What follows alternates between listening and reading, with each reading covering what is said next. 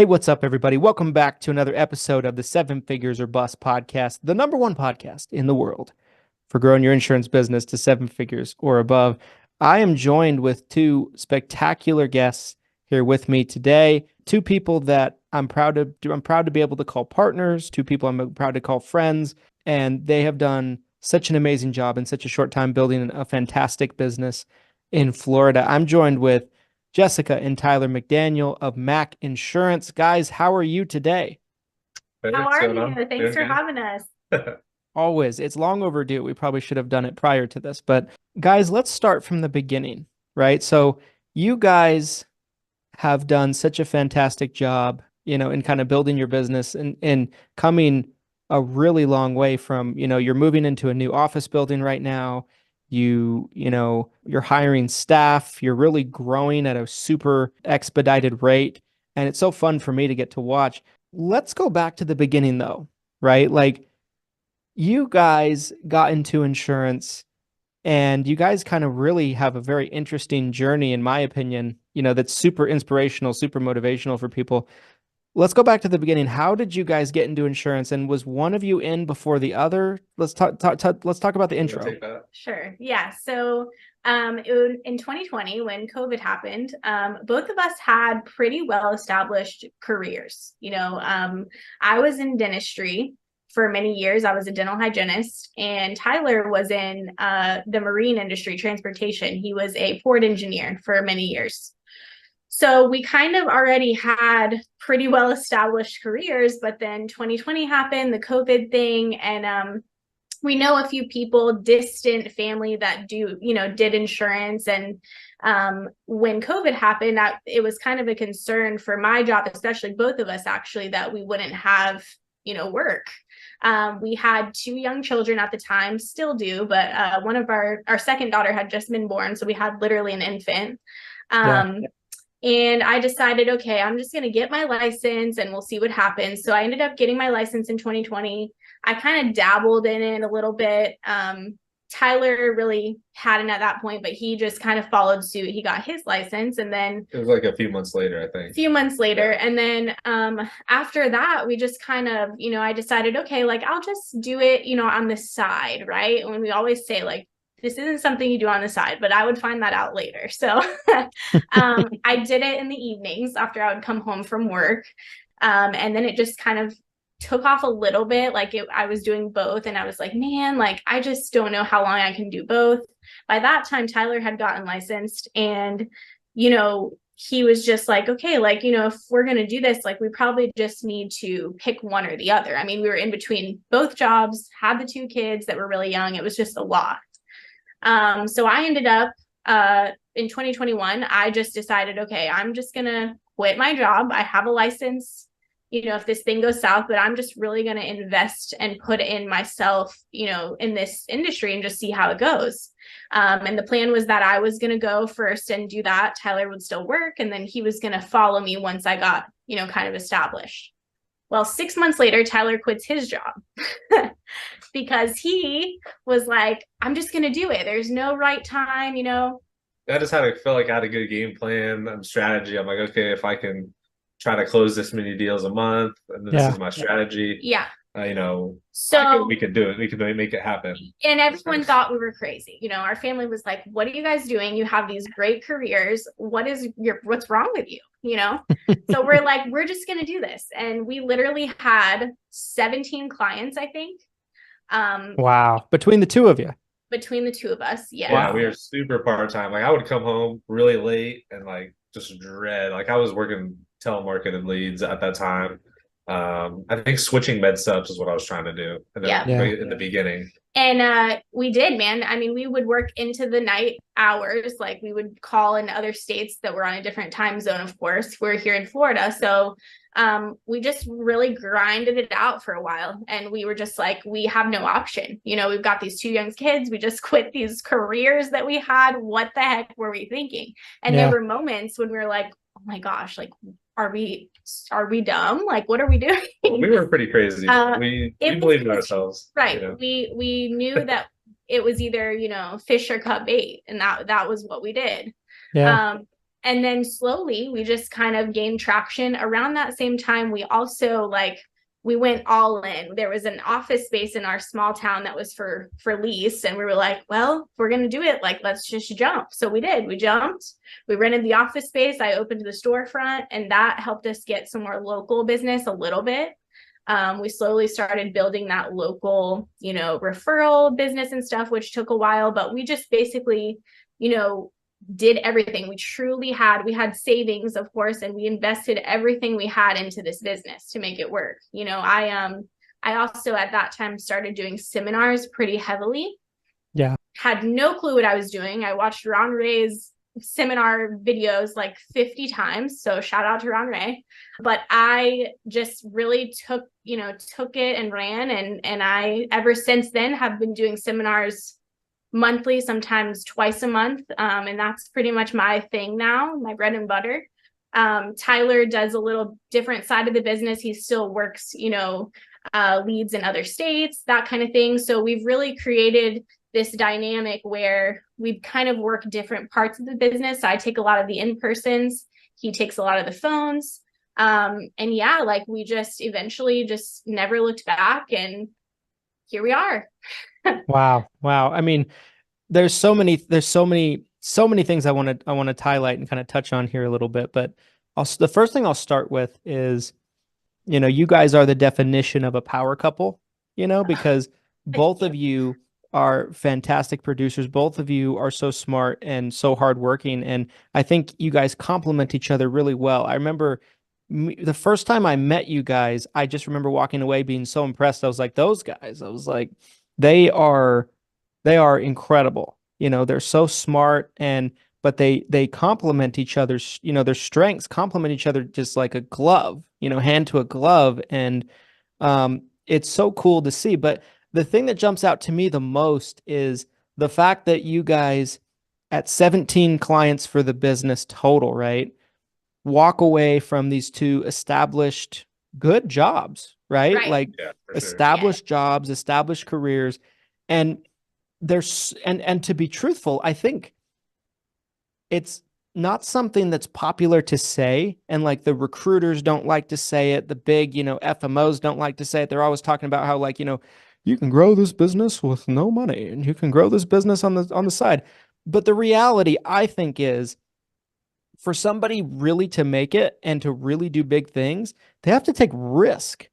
Big risks, yes. And you guys did that as much as probably anybody I know in the space, more than myself when I started even, like you guys took a humongous risk and laid it out on the line. And, it's not warm and fuzzy to say, but I think ultimately to make it in this business, I think it's going to come with risk. I think everybody's so obsessed with trying to grow and trying to build with doing it this safe way, oh, don't scrape up against the side of the walls, let's stay intact here.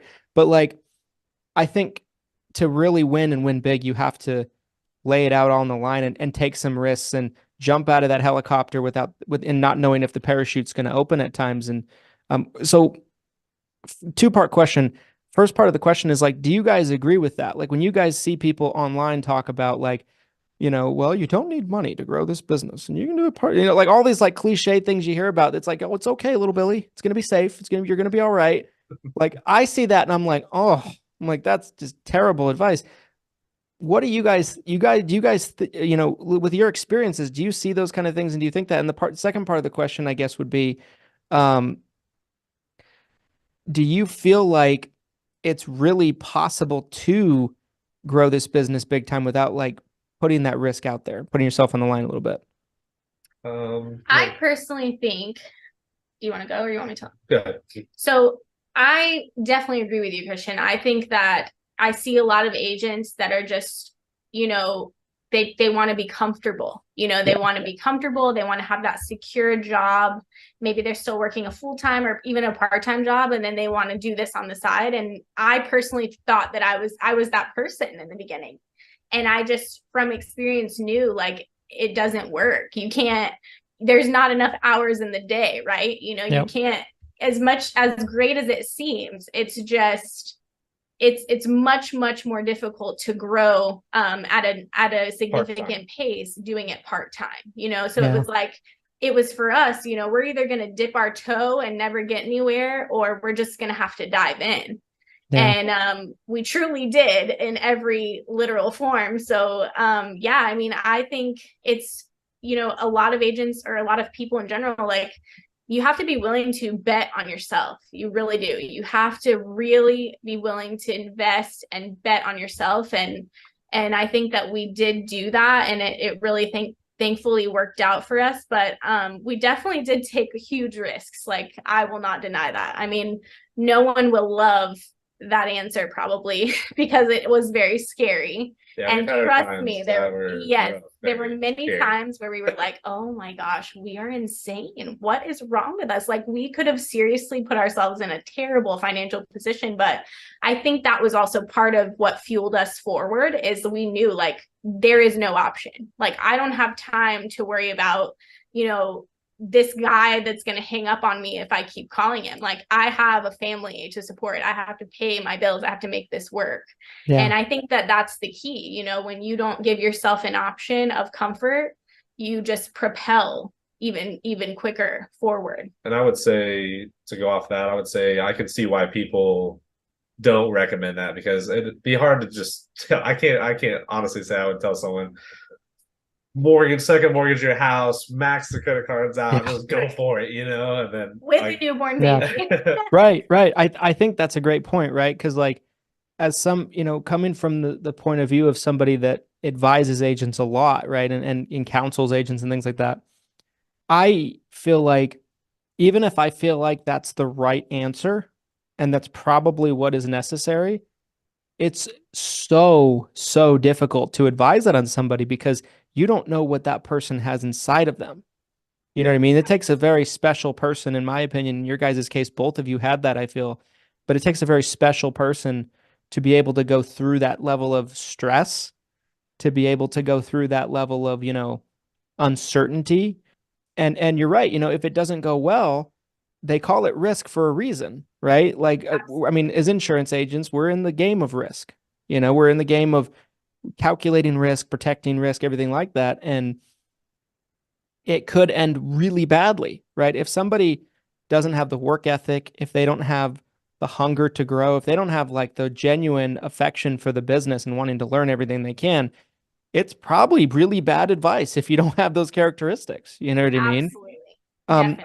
And like, as a recruiter, not that I don't look at myself as a recruiter, but, like, if I'm putting myself in the shoes of a recruiter, like someone with an FMO or something like that, you don't want to be responsible for giving someone that advice and then potentially ruining their lives. It's really hard. It's a really hard conversation to have with people. We talk about that all the time. I'm like, I don't know that I would tell someone to do what I did. Yeah, no one told us to do this. We just made a plan and made it happen. I mean, even our families were like, you guys are insane. Like, what are you thinking? And we just, we were like, well, like, there's no turning back now, So yeah, I mean, I agree. It's definitely not, I don't know that I would, tell someone, hey, absolutely go quit your job today, put everything on the line and make it happen. But, it is also one of those hard truths where, like, you do have to just rip off the Band-Aid, I feel like, and that's how you're going to grow, This video is sponsored by none other than Hire Heroes, you guys. Hire Heroes should be at the top of your list when considering your virtual assistant needs. Let's face it, today, hiring employees and hiring staff for your business is harder than ever and more expensive than it's ever been before. And when you're a new up-and-coming business in particular, or even if you're an established business, sometimes the squeeze of the financials of hiring somebody stateside can be incredibly challenging. What Hire Heroes brings to you is an ability to tap into their best of the best team members that you can plug into your business for very affordable prices. One thing about finding and hiring VAs completely on your own is it can get a little sketchy because you don't always know who you're getting and who's working for you. The great thing also about Hire Heroes is they've gone through and done the work for you of vetting the people that you're going to be working with, and the people that you are assigned are only the best of the best and the shining examples of excellence within the company. So you know you're getting top tier talent and you don't have to go through any of the time or headache of vetting people and trying out multiple people to get there. There's a link down in the description so you guys can learn more about Hire Heroes and getting help for your business today. Yeah. And sink or swim, like the other thing too is like, and I don't mean this is going to sound mean to just people in the business, and I don't mean it to, but I mean this with love, everybody listening. Like, there are a lot of people in our industry that probably shouldn't be in our industry, right? Like they might not have what it takes to be their own boss and run their own business, and they don't have that entrepreneur spirit. Maybe they belong in the industry, but maybe they should be working for an agency. Maybe they should be LOA somewhere, and so sometimes people, I feel, have a self-awareness complex, where they can't realize something about themselves. And, I always tell people, like, I want you to bet on yourself, but like, there's some people like in our industry, like, I will talk to them. Maybe, if you guys talk to somebody and you're like, you kind of see it, you're like, I don't think you have what it takes. You need to have a certain kind of belief, confidence, and work ethic and everything else we've talked about to really, I think, make it as an entrepreneur. Being a business person's hard. You guys know, it's that's tough. Round the clock. There is no clock. There's no clock in, no clock out. You're always on the clock. What are some things you guys learned throughout building Mac Insurance that you felt like have been invaluable to you, right? Like to where like, I wish I knew this day one, what are some of those things? One of them for me is, in terms of, getting right down into like, getting business and everything, I think a lot of agents, we kind of thought this way too, is like, okay, what's the one thing we can do to like get these leads coming in or to market or whatever. And, for me, I've learned like there's nothing that works and a lot, it's like everything works a little bit, nothing works a lot. That's absolutely true.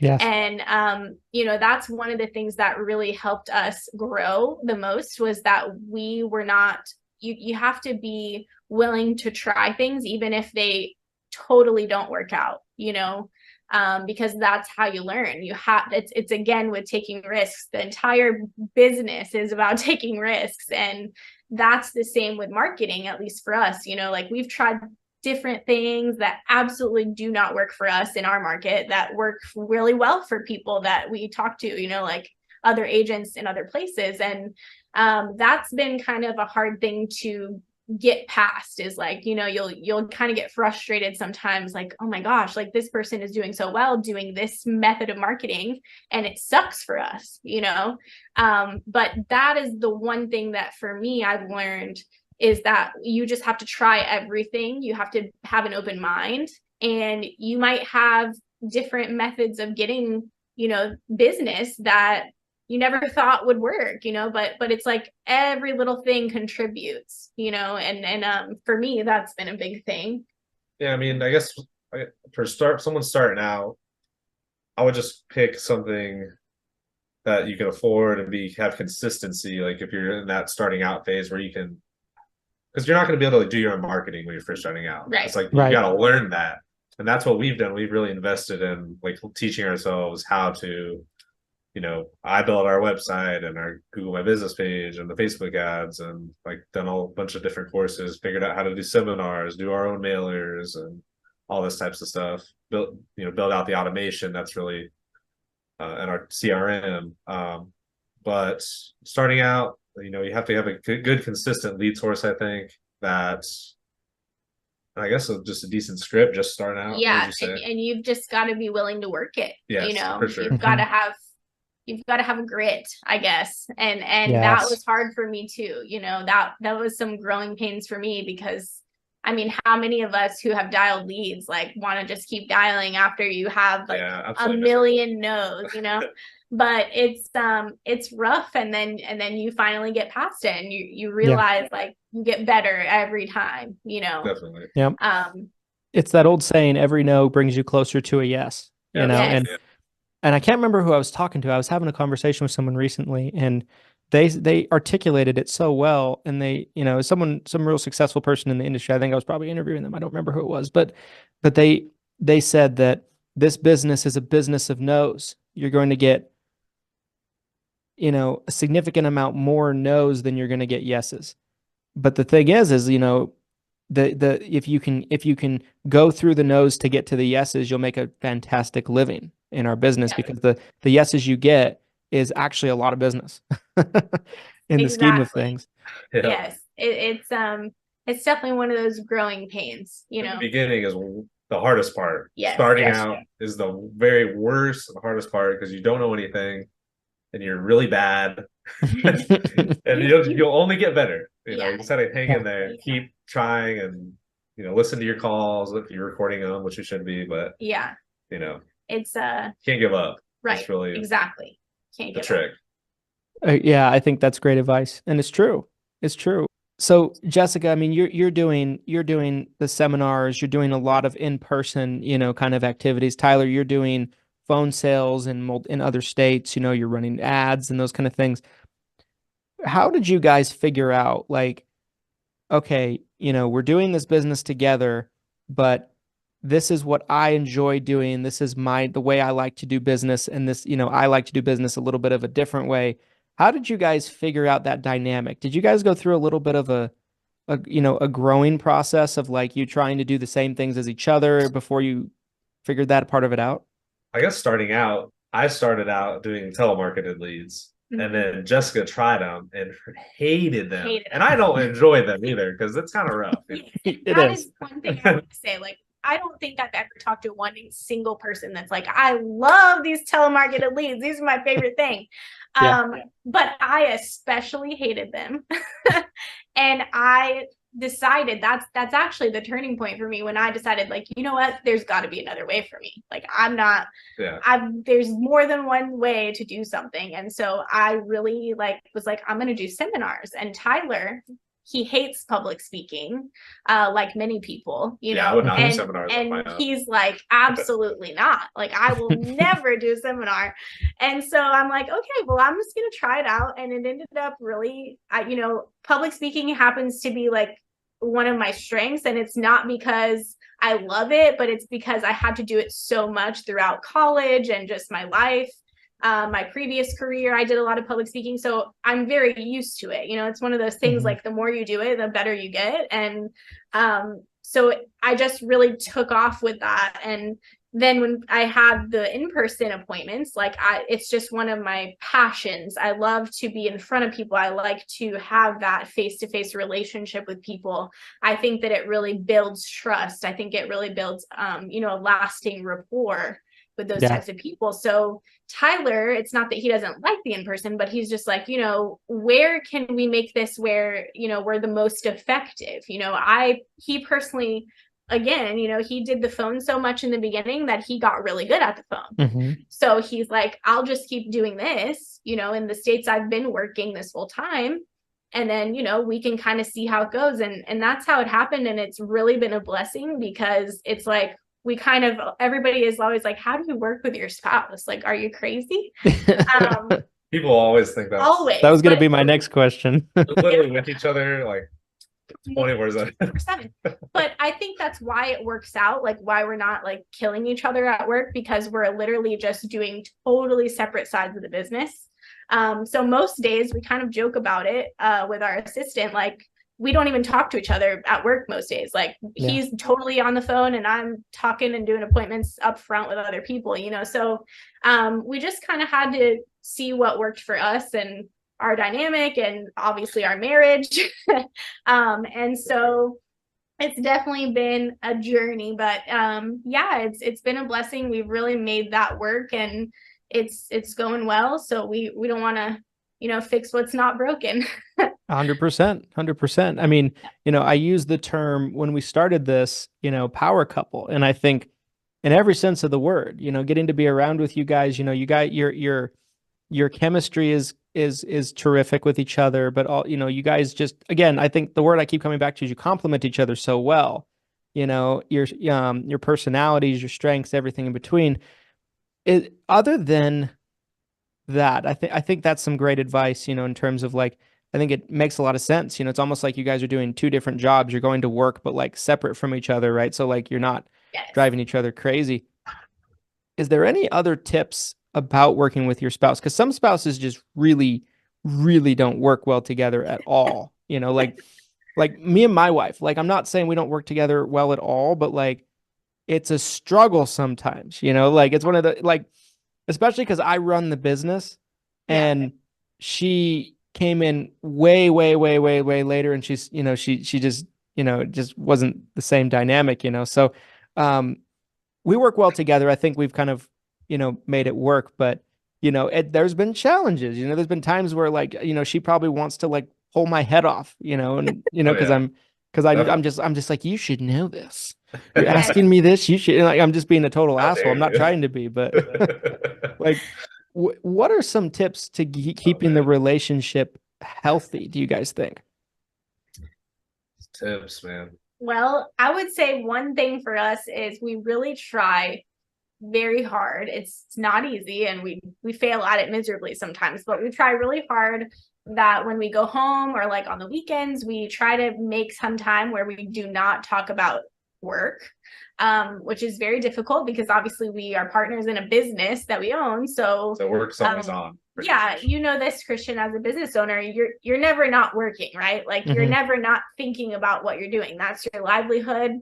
That's what you do. And so we really try our best to at least, you know, make it a point once a week at minimum, to just carve out some time where we put our phones away. We like try to just have family time where we're trying to think about other things rather than Medicare or insurance.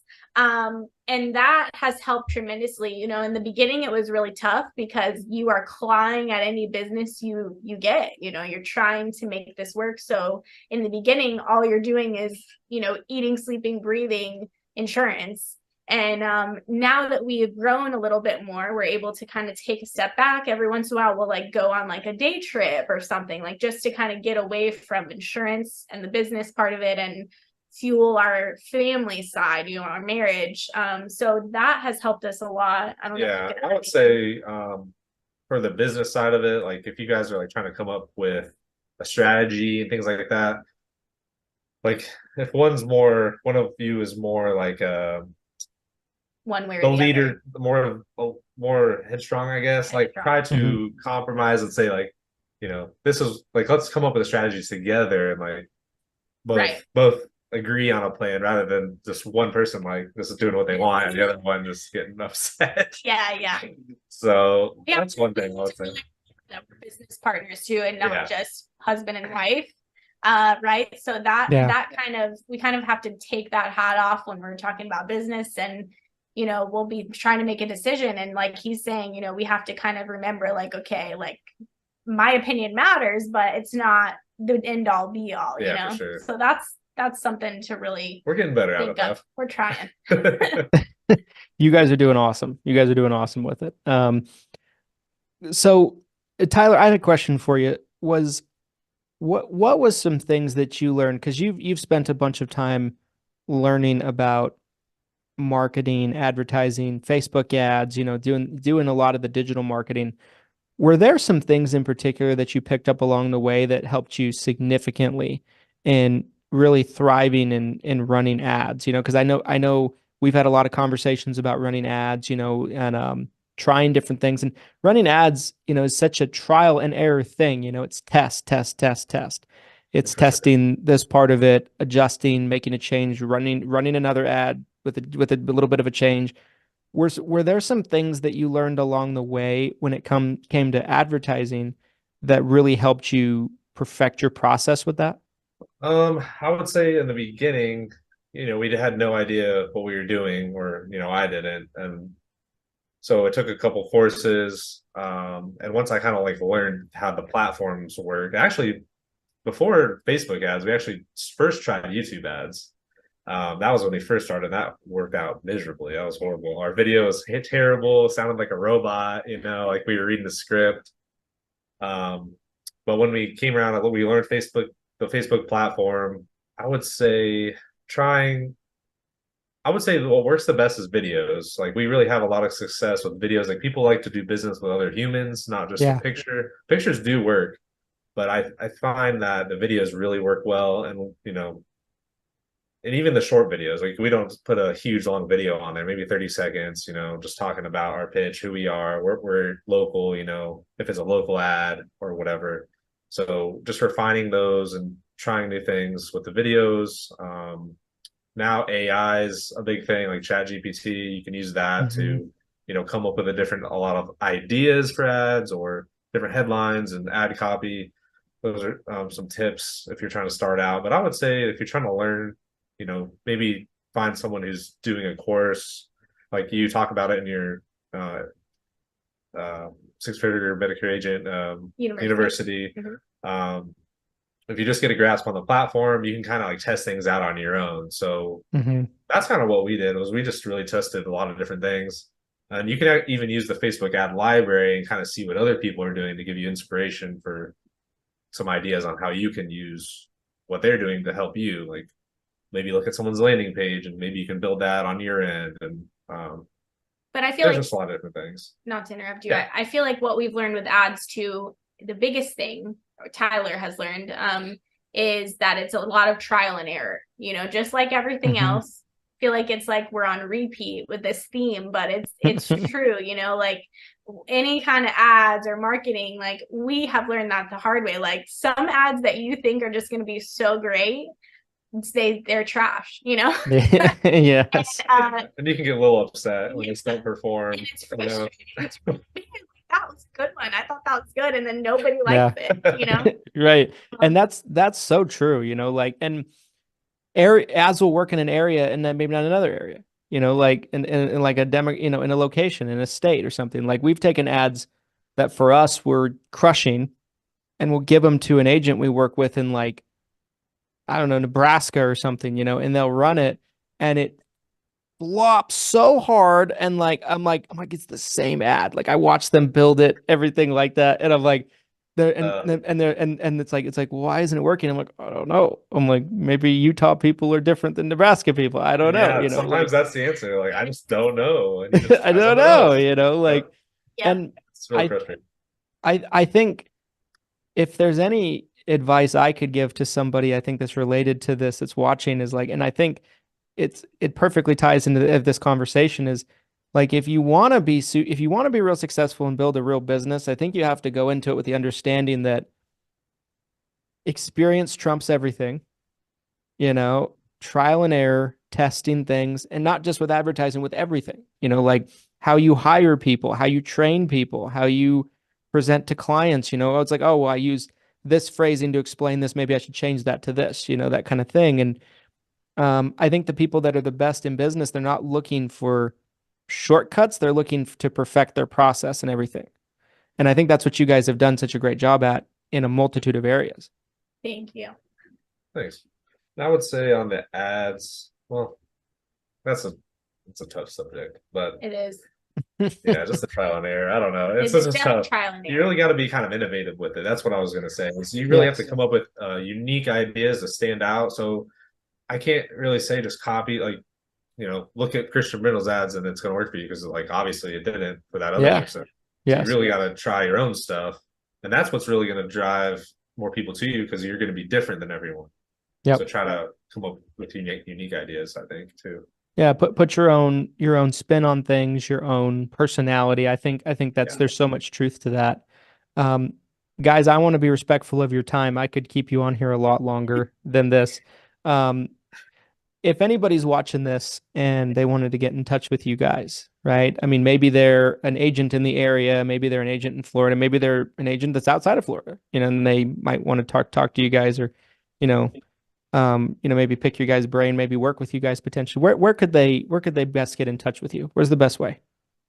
I'd say probably Facebook. I would say, add us on Facebook, shoot us a message. You'll find us in the group. We're very active, we're pretty active in the group, the 7-figure group.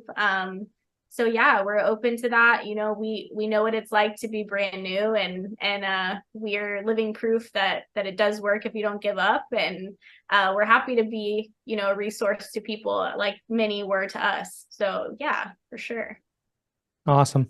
Well, guys, thank you for coming on, and thanks for all the awesome value that you brought to the audience here today. I appreciate you guys taking the time, and we'll have to do it again soon. It was fun. Awesome. Thank you, Good. Christian. Thanks for having us. Absolutely. Anytime. Guys, if you watch this all the way to the end, you like this type of video, you know what to do. Like, comment, subscribe. It's the only way I'm going to know if you like this video. I'll never know. I'll have no idea if you don't do what I'm asking. And we'll be back with you with a future 7 Figures or Bust podcast down the line. Thanks, everybody.